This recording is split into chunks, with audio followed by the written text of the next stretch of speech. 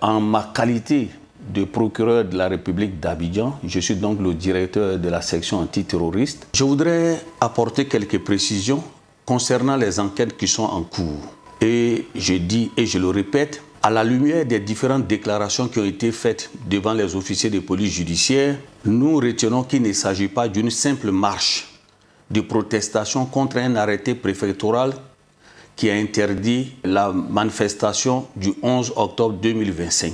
Mais ceux qui estiment que cet arrêté leur porte un grief, il leur appartient de saisir le Conseil d'État pour demander un sursis à exécution. Plusieurs personnes ont été interpellées.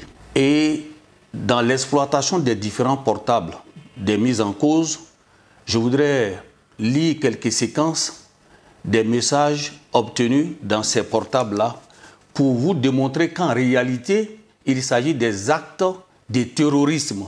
Dans le portable d'un des mises en cause, il ressort ceci. Chers compatriotes ivoiriens, je suis un ex-militaire.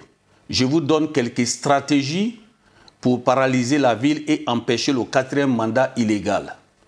C'est fixer des objectifs clairs et atteignables. En une semaine, on pourra gagner le combat. Le premier objectif est de faire fermer les ambassades étrangères par nos actions sur le terrain. N'oubliez pas de casser les caméras et de brûler les véhicules de police. Cette fois-ci, il faut brûler les magasins, les boutiques, les supermarchés des Libanais.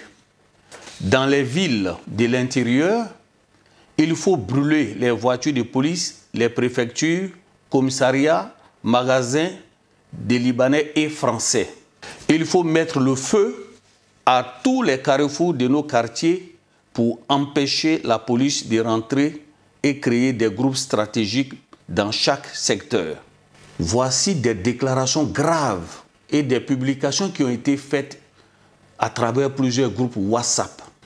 Je voudrais encore attirer votre attention et lancer cet appel à l'endroit de la jeunesse. Vous êtes ceux-là même qui ont été invités à envahir les rues. Je vous dis de penser à votre carrière. Ne brisez pas votre carrière pour des hommes politiques cachés derrière des caméras et qui vous lancent des messages d'appel à l'insurrection. Je vous dis, et avec toute la gravité, que mon parquet va avoir la main lourde lorsque nous allons prendre nos réquisitions à l'audience. Pour le moment, nous avons interpellé environ 700 personnes.